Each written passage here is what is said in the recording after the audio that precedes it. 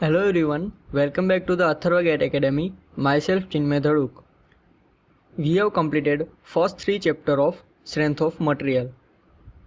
And in this video we are going to start chapter 4, that is Shear Force and Bending Moment.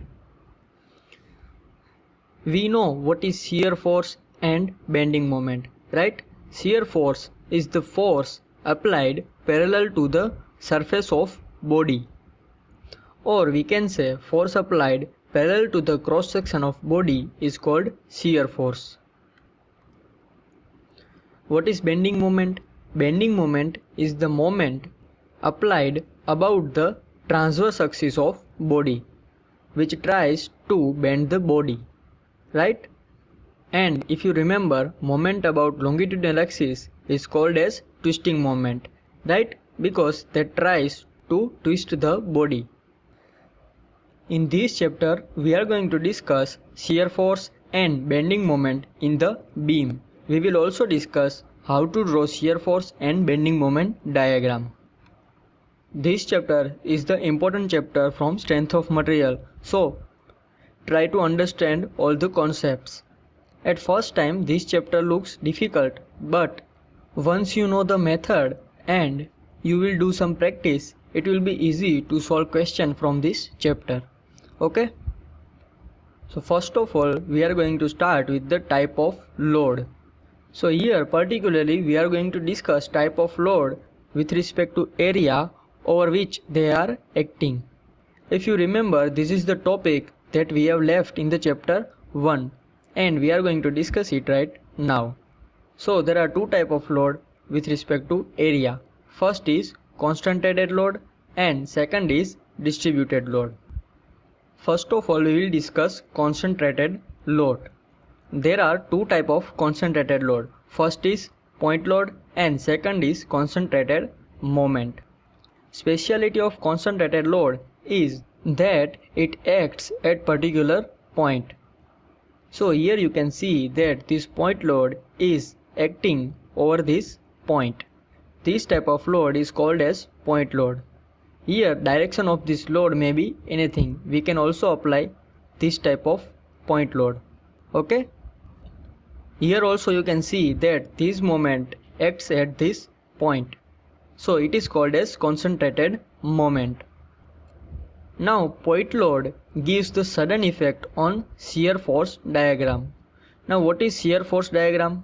Shear force diagram is the diagram drawn for any particular beam and that shows the variation of shear force in the beam throughout length, that we are going to discuss later on.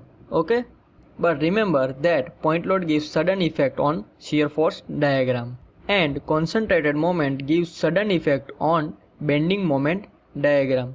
Similarly, what is bending moment diagram? Bending moment diagram is the diagram drawn for any particular beam which shows the variation of bending moment in that beam throughout the length. Now let's say we have this beam which is fixed at the left end and here we apply two force. One is in this direction and second one is in this direction. The value of both these force is P and distance between these two force is, let's say, E. Now what will happen here? This both load P will produce a couple here because these both P load are parallel and opposite in direction and having offset value E between them.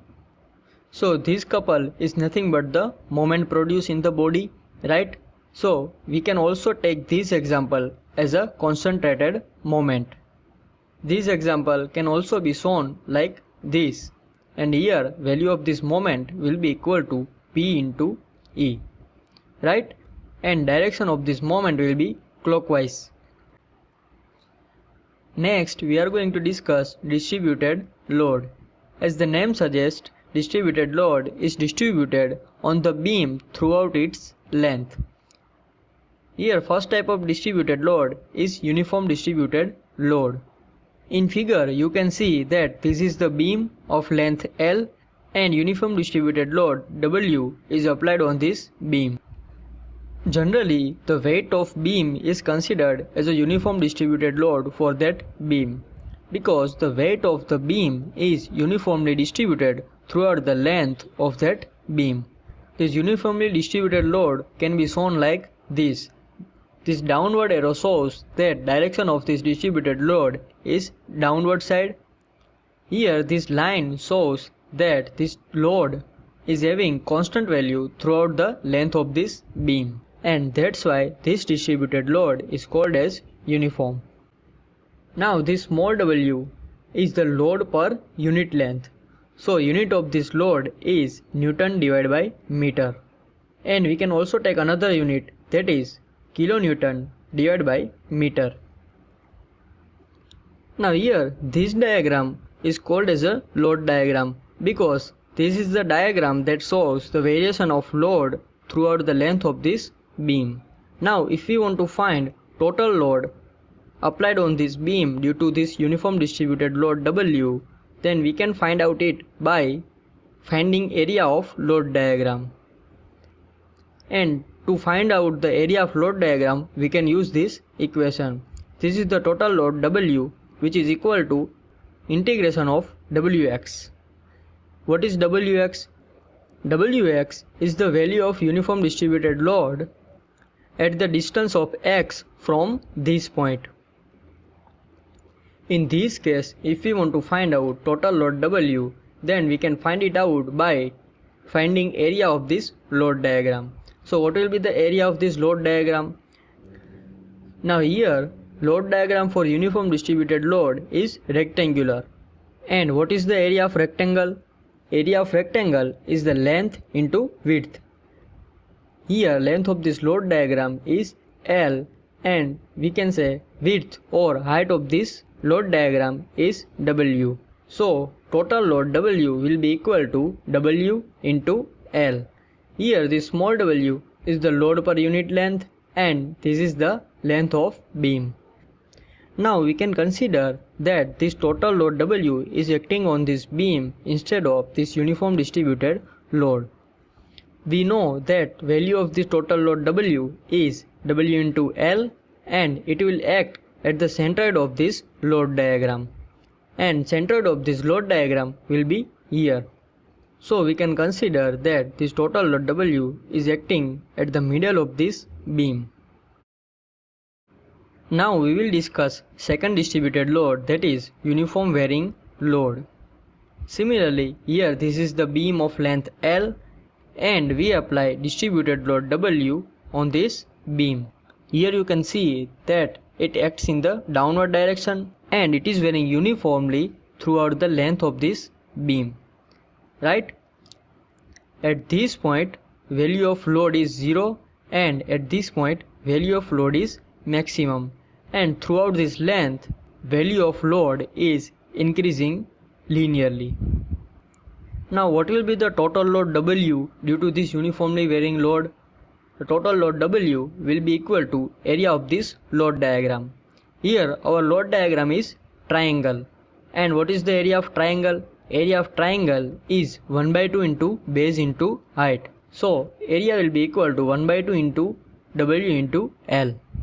And this load W will act at the center of this load diagram. Where will be the center of this load diagram? You should remember that center of triangular area is at the L/3 distance from the base of this triangle. So the total load W will act at the L/3 distance from this point, or we can say 12 by distance from this point, right? Now let's say in this case we want to find out Wx, means load at the distance of x from this point. Let's say this distance is x and here this direction is x direction, and we want to find out the value of load, means this at this point. Here value of load is Wx. So how we can find out? We know the similarity in triangle, right? Here you can consider there are two triangles. Here this is the smaller triangle and this is the bigger triangle.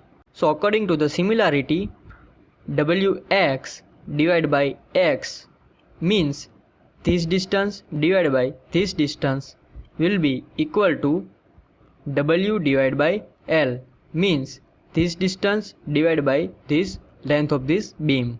So from here Wx will be equal to small w into x divided by L. So here if we put x is equal to 0, so Wx will be 0 means at this point where x is equal to 0, value of distributed load is 0. And if we put value of x is equal to L means we are finding value of distributed load at this point, then it will be equal to W because LL will be cancelled out. Now third type of distributed load is uniform distributed moment. Here you can see that moment is uniformly distributed throughout the length of this beam. Let's say value of this uniform distributed moment is m. There is no need to go detail in this uniform distributed moment. Now let us understand point load, uniform distributed load and uniform varying load easily. Let's say we have this 3 beam and we have this box. The weight of this box is W is equal to 10 Newton. In first case we put this box at the center of this beam.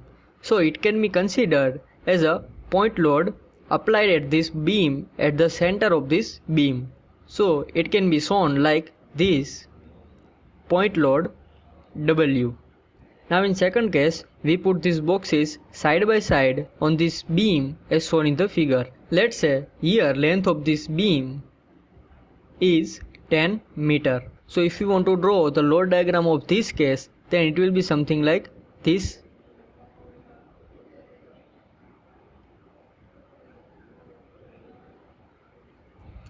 Here there are 8 boxes, so total weight W will be equal to 10 into 8 is equal to 80 Newton and it is applied over the length of 10 meter.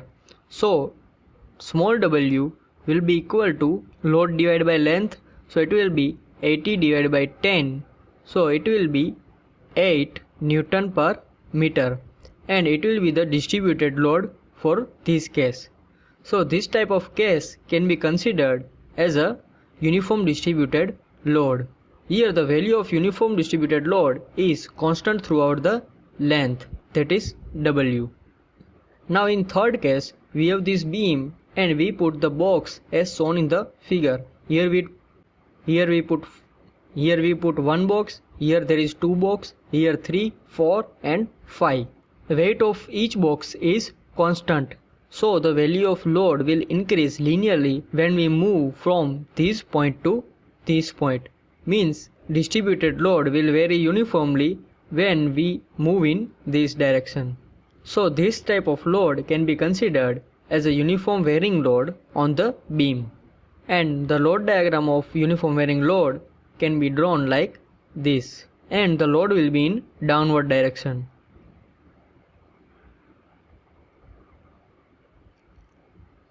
Here only these 3 load is important: point load, uniform distributed load and uniform varying load.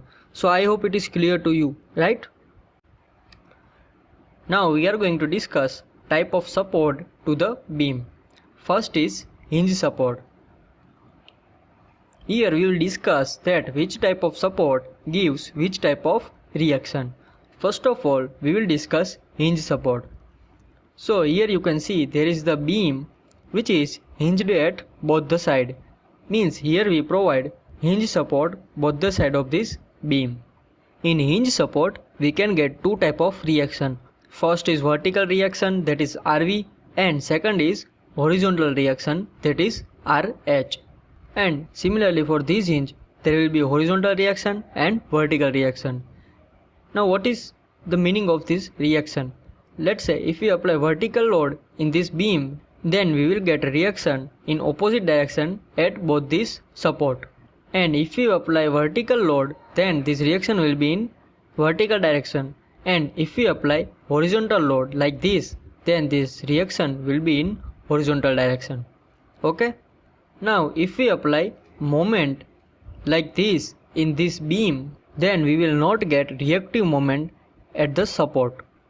Now let us discuss this second support, which is fixed support. Here you can see there is a beam which is fixed at the left end. In fixed support, we can get these three type of reaction. First two is similar as hinge support. We can get vertical reaction and horizontal reaction.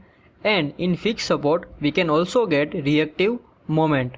Means if we apply moment in clockwise direction at this point, let's say having value m, then we will get reactive moment at this fixed end, which will be in anti-clockwise direction and having same value m. If we apply vertical load P like this, then there will be reaction RV equal to P at this end. And let's say if we apply horizontal load P at this point like this, then there will be reaction RH will be in this direction having value P. So I hope you are getting it. Now third type of support is roller support. This is the symbol of roller support. Here you can see there is two roller. So in roller support, we will get only vertical reaction. We will not get any horizontal reaction and reactive moment. Okay. Next type of support is double roller support. This is the symbol of double roller support. In this type of support, you will get one reaction in vertical direction and you will also get reactive moment. But here you will not get reaction in horizontal direction. Okay. In most of the case, there will be only these first three type of supports in the question. Okay. So you have to remember the reaction in first three type of support. Okay. Next we will discuss type of beam. So first type of beam is simply supported beam. A beam supported on the ends which are free to rotate and have no moment resistance is called as simply supported beam. So here you can see simply supported beam. One side there is a hinge support and other side there is a roller support. As we discussed earlier, in the hinge support and roller support there is no any moment resistance. So this beam is free to rotate. Means if we apply any load in downward direction like this, then this beam is going to be deflected like this. Now the second type of beam is cantilever beam. A projecting beam fixed only at one end is called as cantilever beam. So here you can see this beam which is fixed at this left end. So this type of beam is called as cantilever beam. Okay. This third type of beam is fixed beam.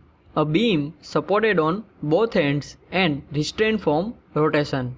So here you can see both the end of this beam is fixed and here there is no any hinge support. So it will be restrained from rotation. Means there will be no any rotation of this beam.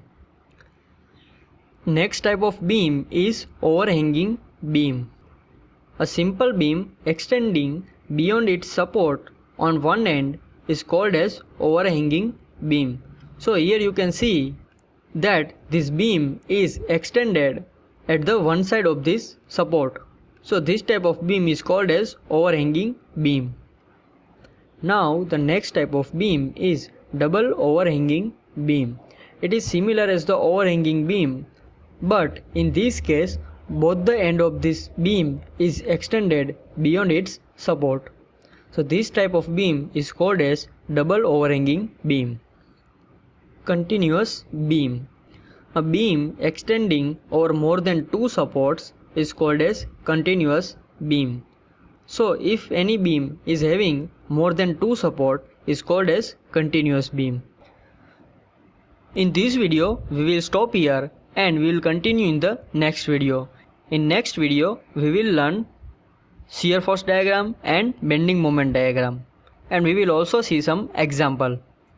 So we will meet in the next video. Thank you for watching.